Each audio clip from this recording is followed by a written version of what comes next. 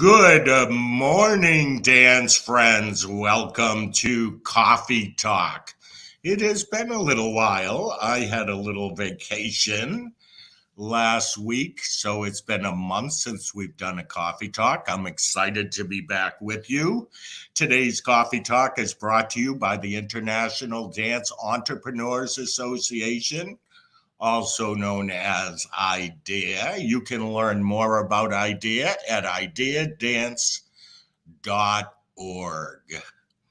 So I'd love to hear from you, actually. Let me know in the comments where you're from, your name, where your studio is. We'd love to hear from you. As we begin today, I feel like I want to offer a bit of a pep talk. I've been working with studio owners and teachers over the last few weeks, and I feel like some people are feeling overwhelmed. Maybe it's the last 2 years, and now we're coming back to normalcy, and there's a bit of stress because the last 2 years have been a bit overwhelming. So here's a little thought. You made it through the toughest 2 years in at least a century. You have pulled off classes online, in parking lots, and any other place where you could keep on dancing. You have managed to put on recitals or year-end shows in places that you would have never, ever imagined, but you pulled it off. You are a survivor who set an example for the young people who dance through your classrooms. You've set that example for their parents. You've set that example for your community. The most important example is that dance doesn't stop. Dance is something that everybody who participates in needs. It's a part of our soul. And you kept that going for all these kids, dancers, your faculty, and your community. As things have come back to normal, let us not forget to continue to appreciate that we are survivors who continue to share our passion for an art form that helps to make the world a better place. I'm proud of our field. I'm proud of all of the teachers and studio owners. Let us move forward knowing that we have a clean slate to build our classrooms and our businesses into what we've always dreamed or what we've always wanted them to be. As we turn this corner into a new dance world, imagine that it can be the world that you feel in your soul is the right for your school, is the right way for your school or your classroom. Don't be like anyone else. Come to the table with your own unique way of sharing dance with kids and the community. Awesome. Okay. As most of you know, the Dance Life Teacher Conference is coming up July 25 to 27 at the Mohegan Sun in Connecticut. I'm going to run a quick commercial for the event, and then we'll be back with Kathy King. See you on the other side.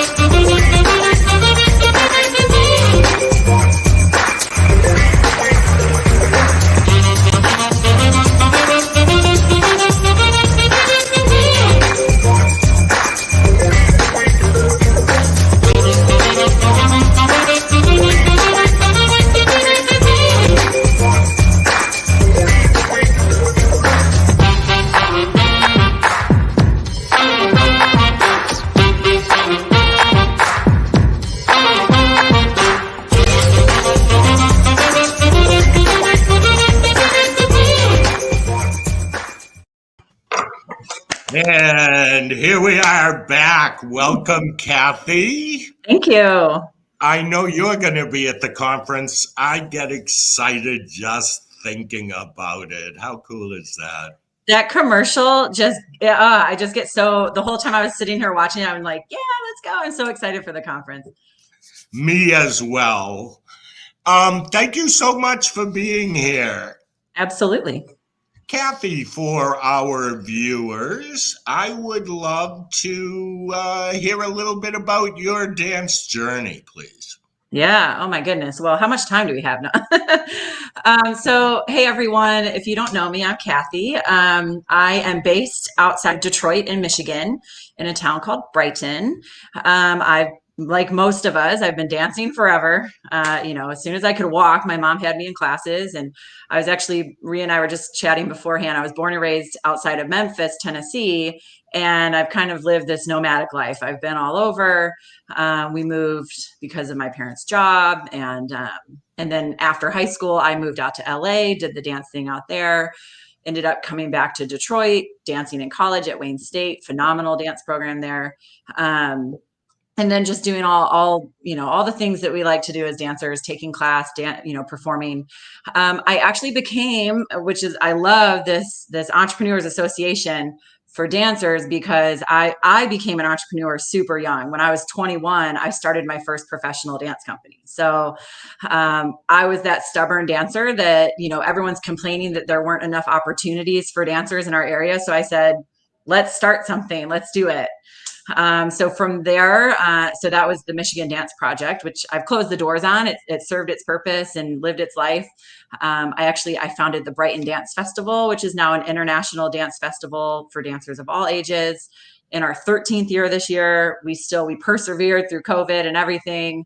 And then I also work with an in-studio convention, artist in training, and then kind of birthed out of the pandemic and the shutdowns and all of that, I launched a coaching company where I work with dance studio owners, creatives, entrepreneurs in all sorts of creative fields on just getting that mindset right and that business focus and empowering everyone to really run the business of their dreams, which has been so awesome to do these past couple of years. And I teach dance. I'll teach dance forever. But yeah, I've been teaching dance full time for about 20 years. So it's nice to balance that out with some more, coaching and consulting work, because my body is, as we know, it's hurting. Coaching and consulting, dance teachers and studio owners, yes? Yep. Okay. It says you described yourself on your website as a success coach, educator, and entrepreneur. I love that. Thank you. I want to focus in today, if we can, on culture, dance studio culture. I know this is the simple of simple questions, but I have to put it out there because people kind of look at me funny sometimes when I talk about culture. How would you define culture? Did you know I was going to ask you that question? I didn't know, but I'm glad you did, because it is funny, because this is something that I do coach business owners on a lot. And sometimes you get that, the blank stare of culture, because sometimes it comes to mind of, we're not talking culture like cultural diversity within your studio walls. That's not what we're talking about. We're talking about the behaviors, the procedures, the overall, when I walk into your studio, what am I experiencing in the culture of your studio, right? So it's the way you treat people, it's the way that you've built your business, it's the way that the attitude that you and your staff have, your goals, your values, your mission. It's all of that wrapped up into one. Yeah, and it's one of the most important things I think that a business needs to really focus on, because once you get all of those once you really are intentional about the culture you're building, everything else is so much easier for your life. Your marketing is easier. Your student retention is easier. Your, attracting new students is easier. It's all easier when you have a really solid, clear culture within your studio. Tell me if this question works for you. Can you define a few different cultures that you see within the dance studio field? Right. So, every studio, think about, every studio has a vibe, right? You can walk into a studio and maybe it's the fun studio, maybe it's the really disciplined and strict studio, maybe it's the laid back or, the kind of uptight studio. And I'm not saying that's a bad thing. Like every studio kind of has a vibe when you walk through the door. And so there are definitely different cultures. And again, it's all of those mission, vision, values, all of that wrapped into one. So like every studio owner has a mission, whether it's written down on their website or not. Every studio owner has a mission. They want to train professional dancers. They want to build programs for differently abled bodies. They want to create community programming for after, so every studio owner has a mission. Every studio owner has a set of values, whether it's intentional or not, that they live their life by, that they bring into their studio. All of that affects what the culture is of that studio.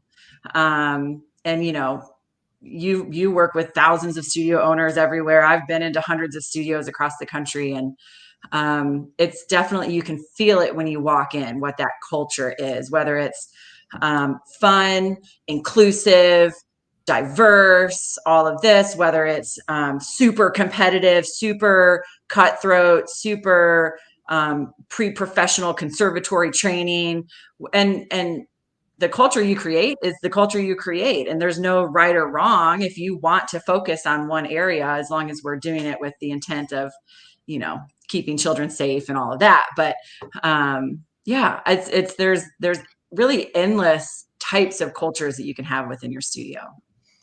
So you just brought something up that I want to dig a little deeper on. If I want to have success in the studio with all levels of dancers, then I am making the assumption that I should choose not to have a competitive culture. Am I right? Like, Absolutely. is it that simple? Like, yes, it really is. And for example, I've been teaching for 18 years at a competitive studio, Michelle's Academy of Dance in Brighton, Michigan. We're a competitive studio, but we're not a competitive studio. You know what I mean? So really, and myself as a teacher, I love competition. It's fun. It's team bonding. It's experience. It's all the things. We know what it is, right? When you come take my class is not going to be focused on, pumping out the most technically proficient dancers on the planet. When you come take my class, you're going to be finding yourself. You're going to be discovering your artist within. You're going to love yourself. You're going to be a little goofy because that's just how I am. You're going to, we're going to jump around and have a good time while also working hard. So I think that there can be a balance within studios. And I feel like it's a large number of dance studios that have those programs for all students of all levels, right? We've got 3-year-olds in creative movement. We've got 16-year-olds, in the senior elite competitive team, whatever, and everything in between. And you can still find that balance of being competitive while also building a culture that's inclusive of all students wherever they are in their training. okay, so let's say I am new at thinking about my culture. I am new at even approaching it with those who work for me, my faculty and staff. What would you say are the first steps that I should take Absolutely. to actually figure it out and spread the word? Totally. Yeah.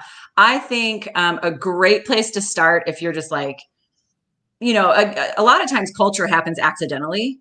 Again, every studio, whether you're intentional about it or not, when I walk into your studio, there's a vibe, there's an energy, there's something. And so if you know that that's you, but you haven't actually sat down and said, what do I want this culture to be? I would start with your mission. What is your mission statement? What is your, obviously we all have the mission of, I want to teach dance. I want to spread my love of dance to the next generation. But you have to get really clear on what your specific mission is, because that's what makes every dance studio so great, is that every studio owner is so different. And when you know what your clear specific mission is as a studio owner, why do you have this studio? Who do you want to serve? And how do you want to serve them? It builds your confidence, because you can say more clearly what you do and all of this. But B, it helps you with that starting point of, okay, this is what I want to accomplish and who I want to serve. Now, what are the values that I bring into these walls? What's important to me? Maybe respect is one of your values, maybe creativity, maybe passion. What, that's endless. That's a whole nother conversation, which we've had before. But I think that starting with the mission, looking at your values, and then really from there, how you build a culture within your studio is you take that and then you get super intentional about what you're doing. So you start to communicate that with your people, right? You have an email tagline at the end of every parent email. You have the quotes on the wall. You've got the hashtags. You've got the slogans on the t-shirts. Something that I think is really cool that you can do when you're building this, this culture within your studio is recognizing your employees, recognizing your students, recognizing standout parents, and shaping that around. Like if one of your, if one of your values within your studio is inclusivity, and you have a teacher who just has been so A+ on being super inclusive with their students and, making sure everyone feels welcome and at home, then you can recognize that teacher with, hey, Susie, you're going to get the inclusive award for this year as part of our staff. And that, again, just boosts morale, and it really makes everyone feel like they're a part of what you're building at your studio. So like recognizing awards, things like that. And then too, like it helps you with your marketing down the road as well. You've got, what your mission is, who you want to attract, how you want to do it, the things you value. You're starting to communicate that. And then it helps to, it flows into like your tone of voice in your marketing and the colors you want to use and the types of photos you want to have and things like that. I mean, again, we could talk about this all day. It's all connected. So let's say I wrote down the word respect. Let's say I just start with that. I'm sitting with my faculty and staff, and I say, one of my ultimate goals this year is that every student feels respected without regard to the skill level they have achieved. Mm-hmm. How would I go about making sure that that was well understood and pushing that forward within my faculty's classrooms? Yeah. I think it definitely starts with, respect, making sure that everyone is on the same page with respecting each other first and foremost, because us as adults, we set the example. So, if you're seeing any sort of, right, like and it all starts at the top, it's studio owners have to be really intentional with what they're doing if they want to have a successful business. Okay. Yeah, I know yeah. I asked you a question, but now I got to interrupt that up your Yeah, answer and say, yes, we can't just say we have a culture, right? We can't just tell our faculty that this is our culture. yeah. It's like advertising or marketing that preschool is our passion, and then your preschool program is not good. Right? So you as the owner have to live that culture that you are putting forward. 100%.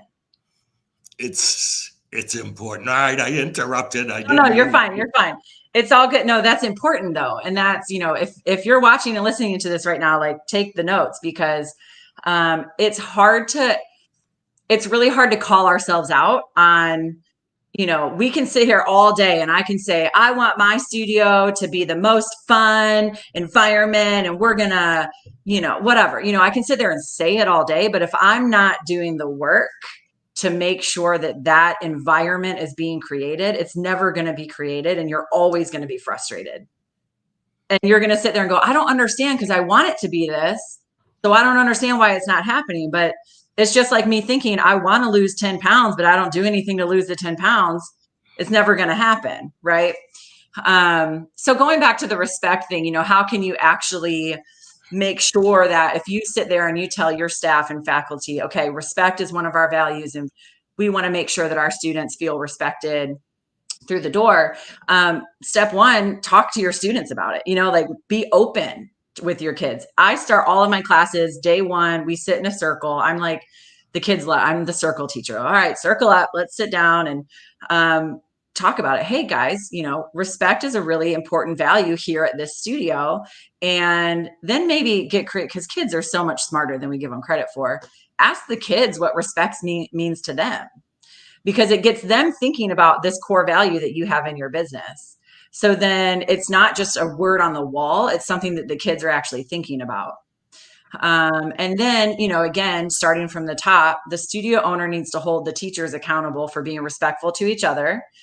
And then the studio owner also needs to, bop into a class every now and again and watch that teacher teach. Listen to how that teacher is speaking to the kids. Is the teacher being respectful to the kids and not just expecting the kids to be respectful to them?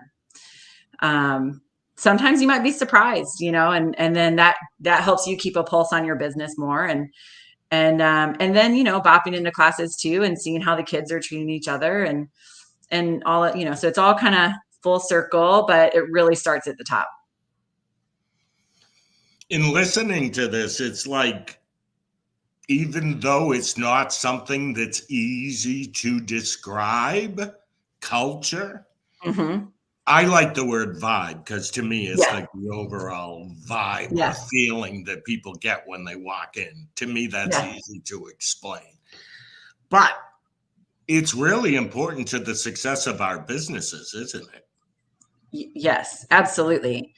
Think about if you are a studio owner and you're being super clear and intentional on your expectations of your staff and faculty, and then that trickles down to your students and to your parents, and everyone knows it's being communicated, not just at the beginning of the year in the little welcome packet, but consistently communicated, and it's ingrained in the threads of your business. People are going to be happier. You're going to weed out the people who don't belong there because there is a studio for everyone. I'm an amazing teacher, but not everyone needs to take my class. And Right? and can we stop there again? Yeah. And I jump in and I say, not every kid is meant for your school. Like, one of the things that we must do is decide what their culture is, stick to it. And then if someone doesn't fit into the culture, even if they've been with us for a long time, it isn't like we have to change for that person. It's no, that person is no longer a good fit here. Yes. And that we can accept that that's okay. Like that kid could go up the street and we're not going to allow it to bother us because Yeah. they didn't fit into what it is we perceive our school to be and what we want it to be. Yes? Yeah. Yes. Yeah. And it's, especially, oh my gosh, these past few years for dance studios has been tragic. So it's really easy to get sucked into the scarcity mindset. I'm putting my coach hat on right now. It's so easy to get sucked into that scarcity mindset where you feel like you have to take everyone who walks through the door because you need the money. But it kind of goes back to, and the saying's like super cheesy, but your vibe attracts your tribe. And we were just saying, vibe, like the word vibe kind of feels good here when we're talking culture. And when you're creating this intentional vibe and you're going to attract the right people. And they're going to be the people who, when you need to raise your prices, which I hope you're doing, when you need to raise your prices, they're going to be willing to pay it because they know the value that they're getting because they're part of your culture. Right? They're the people who, when you want to try something new or you want to, bring in a new teacher or do this or that, they're going to be all on board for it because they're the right people and the right fit for your studio, as opposed to just panic mode and just saying, I need every student through the door right now. And then you just, things start to fall apart real fast. I agree with you. And yes, there is a mindset of, I'm nervous. Will my enrollment get back to where it was? But I'd like to say it probably will. And wouldn't it be better if that mindset that you wanted your studio to be, or that culture you wanted within your studio, that now's the time for the reset button? Yeah. Yeah. Now's the time to say, okay, I'm moving forward this way. And Yeah. if this doesn't work, or this student doesn't work, or even this faculty person doesn't work Yeah. with how I imagine our future to be, then I have to take action. Yes? Yeah. Yeah. And it really has to be, studio owners already have so much on their plate. It's like you sometimes feel like you barely have time to breathe because there's so much to do when you own a studio, especially when you're going through tough times or you're just starting out. But when you really focus on developing your business with intention, and that includes creating this culture, having a strong mission, knowing your vision, where you want to grow your business, knowing what your values are, and you stick to that and you live that, like we said, you live that day in and day out. It just makes, like I said earlier, it makes everything in your business so much easier to do, and you're going to start growing more painlessly, as opposed to taking spaghetti and throwing it on the wall and seeing what sticks. You're going to know, well, these are my values and this is the vibe we're trying to create at the studio. So I'm going to market our studio to this, segment of parents in town, because maybe you want to focus more on middle school and older students. So you're probably not going to, maybe you don't even want to have, which would be silly, but maybe you don't even want to have mini classes or the little creative and combo classes. So you wouldn't waste your time marketing to the preschools, right? Or vice versa. Maybe you don't want to focus on older students. You want to focus on those babies. And, but when you don't intentionally think about it, you just start marketing to everyone, and so it really is the thread that like holds your whole business together when you work on it, when you put the work in. Yes, I want to backtrack on something you just said.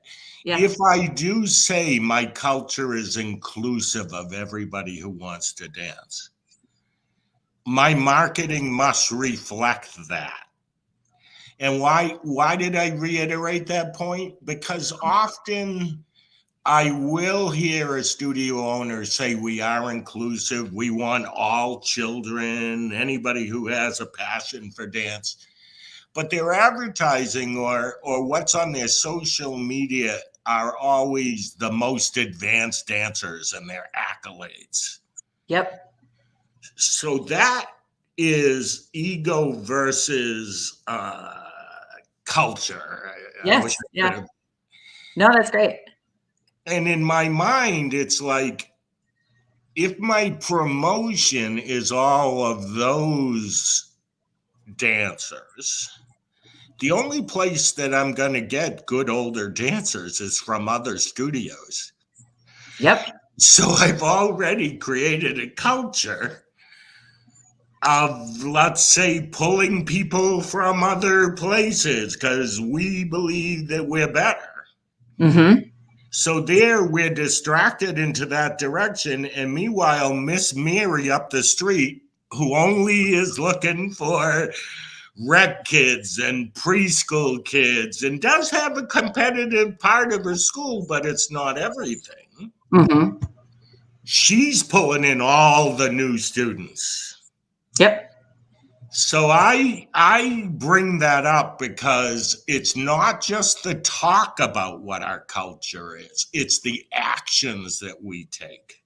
Yeah. So everybody who sees us can understand what we're all about. I went on for a long time there. No, that was like spot on. And I love that you just said ego versus culture, because in any business, your ego is going to be your worst enemy most of the time, because right, like it just gets in the way. And so I really like to look at building a business, growing a business, and really doing it with purpose. Look at your culture as the lens through which you do all of your business. So when you put on a pair of glasses, you got your glasses on, you're seeing the world through the lens of your glasses. So if you think of your culture as a pair of glasses that you put on, so then when you go to do your marketing, yeah, you have this gorgeous photo of one of your senior dancers doing a beautiful leap. But if you're not trying to attract senior dancers to your studio, you need to look through the lens of your culture and say, what types of, we are an inclusive studio for boys, girls, every color across the rainbow, all abilities, all levels, all ages. Like, then you need to really, if that's your culture and your value that you have to look through that lens first before you go do your marketing. Because then again, it's like handing your marketing to you on a silver platter, because you're able to say, well, we're trying to attract students who need a safe place and feel included. So then we need to, when we're creating our flyers and our postcards and all the things and our Facebook ads, think about that, Agreed. And your culture should be reflected on your website. As you just said, social media, your culture is out there. It's as minuscule as this sounds. Your culture is in your recital program. Your culture is everything that you put out there for the community to see with their eyes or hear. That's your culture. Yes, 100%. And even think about, if you're running a dance school that's more of a conservatory pre-professional program, that culture should reflect in your marketing. So your marketing is going to be more clean line, professional, buttoned up, very, nice looking stuff. If your program is maybe a really fun after school program for latchkey kids or, underserved communities, you're going to want bright colors. You're going to want exciting stuff to really make these kids feel excited and want to get involved with something like this. So again, like culture just helps you run every other aspect of your business too. So I'm going to put you on the spot here. Okay. I, as a studio owner or a teacher, do you have some suggestions on bringing culture into our classrooms?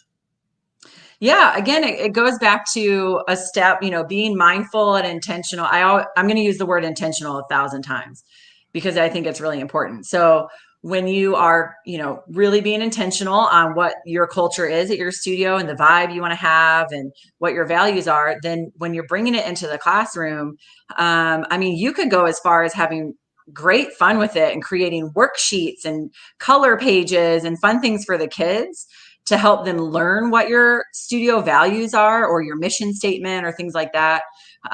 Again, talking about it with your students, creating ways, let's say passion. I'm just pulling words out of the air. Passion is one of your value words, and instilling passion in your students and creating a space where students can feel able to express their passions in life. That could be an exercise with your students where you put them in small groups and have them talk about what their passions are, and then maybe create a dance about it and show it to the class. And then that's a great way to just kind of make sure everyone's on the same page, and it gets the kids in the mix with it too. And then it almost makes them feel like they have a little bit of ownership of the space because they're involved hands-on. They're not just another customer through the door. So I think there's a lot of fun that you could have with that in the classroom. Okay, it's fall, or getting to be fall. I'm a studio owner. I'm about to walk into a faculty and staff meeting, and I'm about to bring up culture for the first time.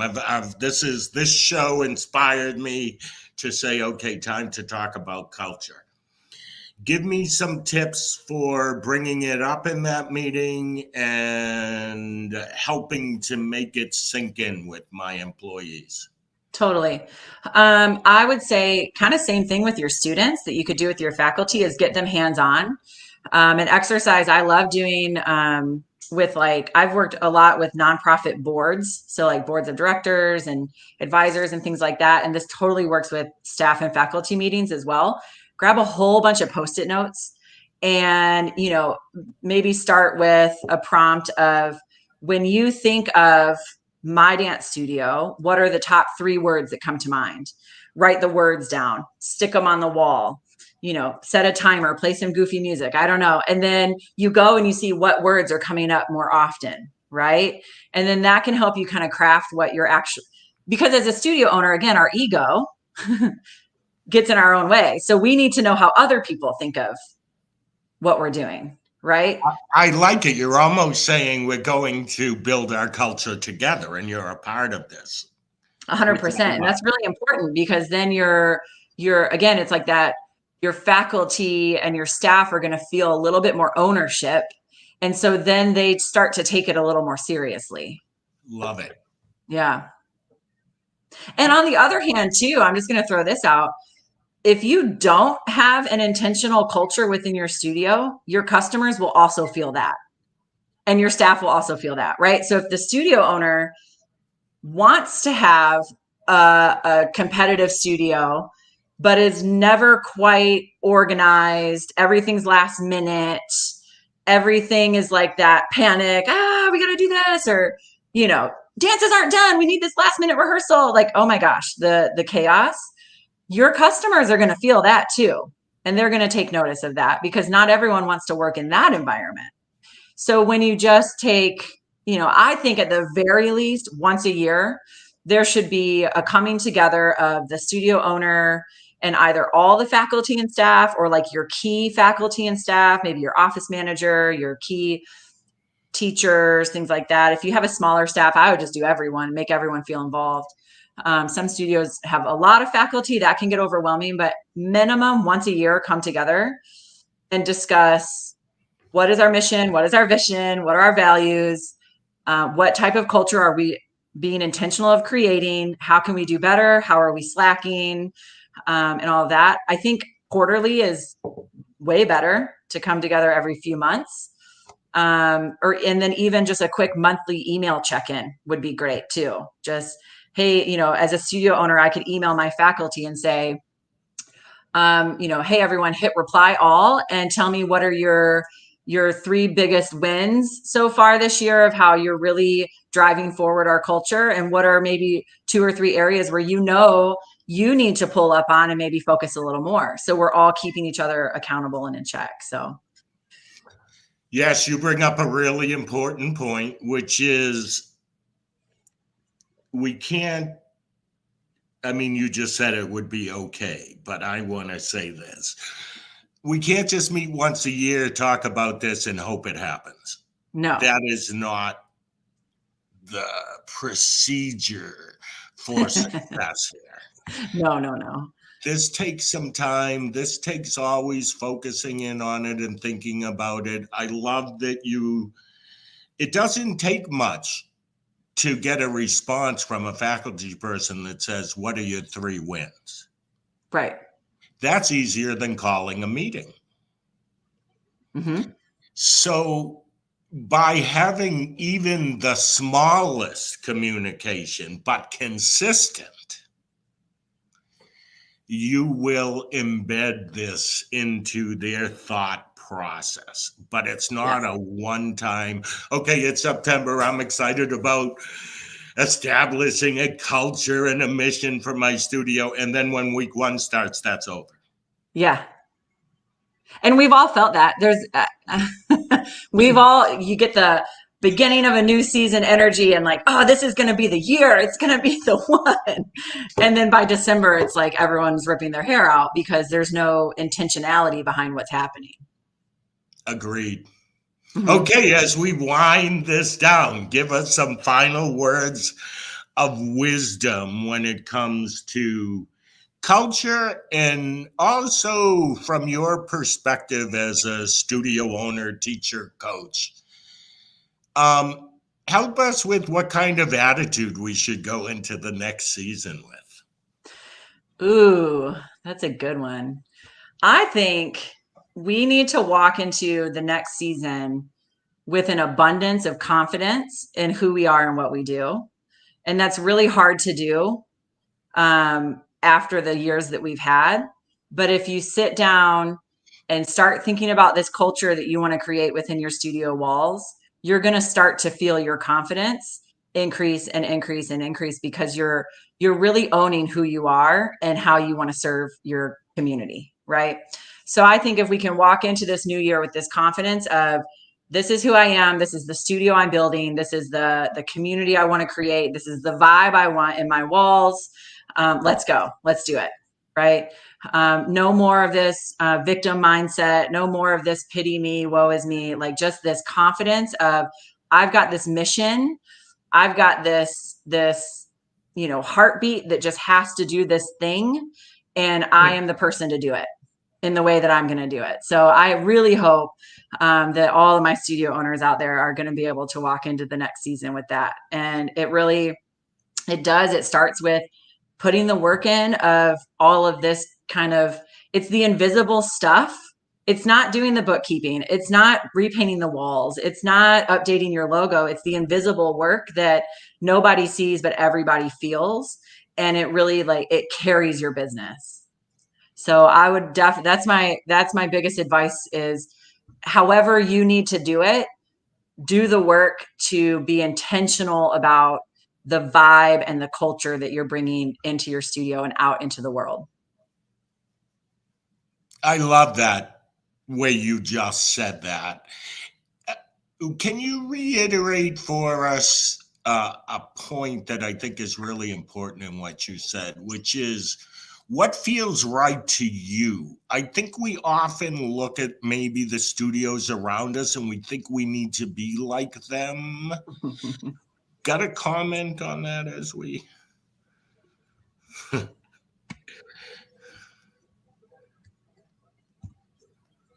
Okay. Sorry, I think my internet got funny there. Say that one more time. Deciding what your culture is based on your own gut, not on what other studios are doing. Or yes, can you? Because I've listened to you speak on this many times as well, and it's really easy to watch what the other studios in your community are doing and going, oh, well, it's the age of social media, right? This goes for any part of our lives. Like, you can be seeing what the person down the street is doing and thinking that everything is fabulous in their life. But you have to always remember where in an area where someone is succeeding, they're failing in another area that you don't know about. Right. So they might be rocking and rolling at competition and crushing it, but they also might be struggling financially because their landlord raised the rent. Right. And you don't know that, but you're over here going, I need to be doing what they're doing. You opened a studio, or you started teaching, whatever role you play, you opened a studio to bring this vision and this mission that you have in your heart into the world. So why would you look to other businesses to do what they're doing when they're not you? So you are the only person who can bring your vision to life in the way that you are meant to do that. If it's your calling, you got to be responsible for that. And don't be selfish. Like, let the world have the gifts that you have. I like that. Don't be selfish. Give and be what your instinct tells you is the best thing to do under your roof. Yes. That's what I think is it. It's like when we started this conversation, we talked about how some people don't fit in. This is an example of, I lost track of what I was talking about. That's okay. Being just confidence in who you are and what you want to bring forward. To me, that seems like I wouldn't want to do it any other way. I could never look at another studio and go, oh, I have to do that because they have more kids. Right. It's it's really what you said. They have more kids, but you know what? My 200 kids and my 200 parents are happy, and that studio's 1,000 kids and 1,000 parents are stressed out all the time. Right. It's not a better situation. My situation is actually a better situation, Right. and I need to be able to recognize that. Yeah. And there's room for all of us. So, we should be cheering. If you're a studio owner, there's no reason that you should be, worrying about what another studio owner is doing. Like the only thing you should be doing is cheering them on because you know how hard the job is. Right. And so, yeah, I think it's important that we stick to our guns and we know what we believe in to be the right thing for our studio and just keep moving forward with that. And I just put up this comment, and I saw that pop up. I want to put it up, and then I want to talk about it for a second, if you're okay with that, and then we'll. I'm here for it. So, I know Chris, so Okay. I wanted to jump in on this and say, if those people if one person made the decision to leave and all those people followed, it doesn't mean there's anything wrong with your culture. It means that they all followed that culture or that vibe that you needed to get rid of in your school. It's almost as though, yes, I know income-wise, this is not a good situation. Right. But it's almost like you cleaned out all the negativity in one full sweep. And I'm not sure that we recognize that. I understand the financial side, which could outweigh everything in the long run. But bottom line is, now you start with new seniors who are into your culture and grow up in your vibe. Yeah. And love being a part of your studio. What's your comment on that? It can be a hit to the guts, right? It can be, when you have customers who leave you or families that leave you that have been with you for a long time, it hurts. Like it hurts your feelings. And it does. It makes you, it's like, it's sad because you've been teaching them for a while and, they've been around and it really is a punch to the guts. And it does make you question what you're doing. And that's totally normal. That's normal behavior. We're only humans. But, when you do just put those glasses back on, your culture glasses, and you really funnel everything that you're doing in your business, you're going to, for every student that walks away, you're going to attract another student that's going to really mesh well with what you're creating at your studio. And again, yeah, I think someone commented cleaning house, like it avoids you the conversation of having to kick people out that don't fit within your studio, Yeah. Bakers don't cry when they don't get along. Sorry about that. Yeah. We do have a different heart and soul, Luann. It's a connection. It's a soul connection that you have with dancers because it's the emotions of life that come out when we're dancing and we're feeling the music. So yes, I would say it's different in a dance classroom, that connection. But at the same time, in order to keep the vibe, the joy vibe in my classroom, not every kid or parent's going to fit into that. Yeah. Yeah. Yeah. And it's really important to, dance is so personal. Teaching dance is so personal. It's so like, oh my gosh, dance has been the best love of my life, and it's like, I always say dance was my first love and always will be. And so it is this like personal thing and it becomes so ingrained in your identity. So you take things personal and you do feel hurt, and it's understandable. But, what I really love doing and helping studio owners and teachers with is just shifting the perspective just a little. Our businesses are very different than other businesses. I can't tell you to run your studio like a bank, or I can't tell you to run your studio like the auto garage down the street. It's different.